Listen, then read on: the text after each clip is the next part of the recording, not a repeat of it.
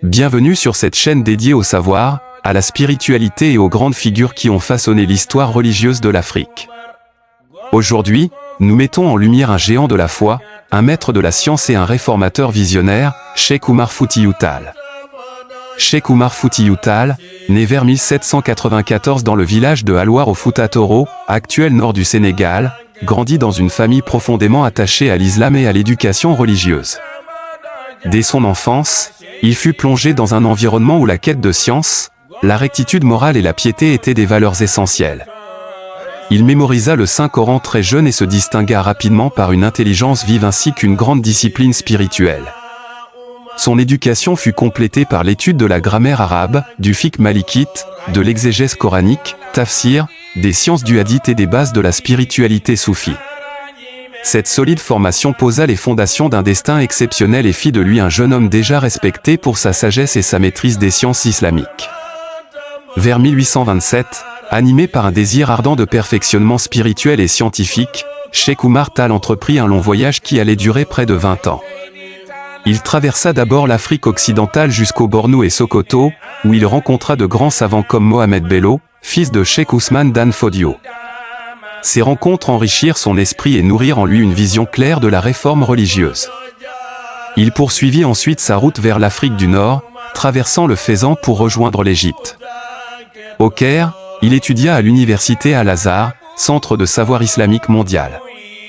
Finalement, il se rendit au Hedjaz où il accomplit le pèlerinage à la Mecque.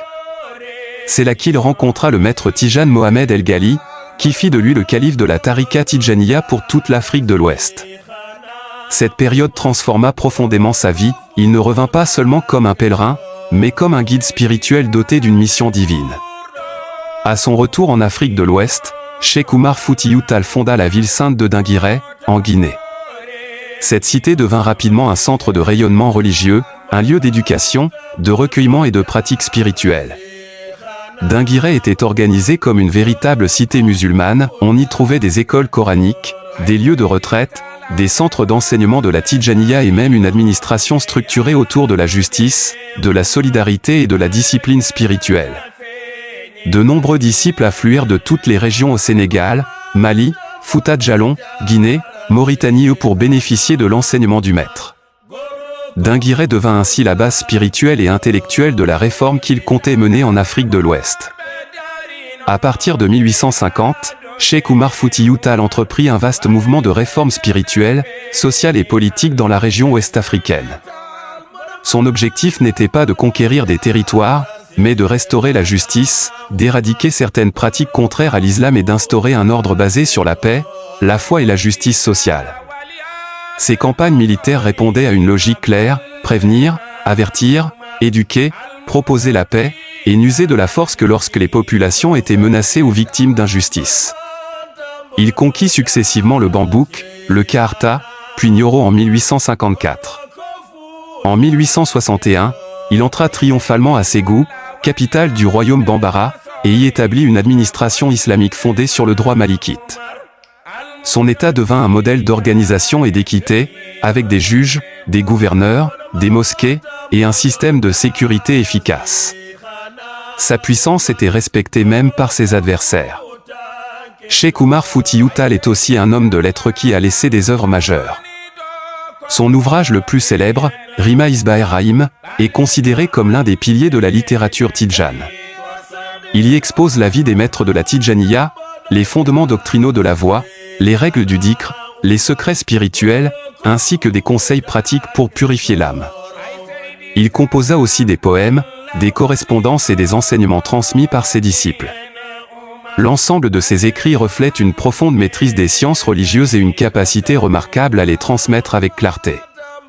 Son œuvre est encore étudiée aujourd'hui dans les écoles religieuses d'Afrique et du monde musulman. Ses enseignements spirituels, purifier le cœur et rapprocher l'homme de Dieu. L'un des aspects les plus importants du message de Cheikh Oumar Tall est la purification du cœur. Selon lui, l'homme porte en lui un potentiel immense de lumière, mais ce potentiel est souvent obscurci par l'orgueil, la jalousie, la colère, la paresse ou l'ostentation. Il appelait ses disciples à la sincérité absolue dans leurs actes, à l'humilité, à la patience et à la constance dans le dhikr. Le dhikr, répétition des noms d'Allah et des formules de la Tidjaniya, occupe une place centrale dans son enseignement. Il est le remède du cœur, la protection de l'âme et le chemin vers la proximité divine.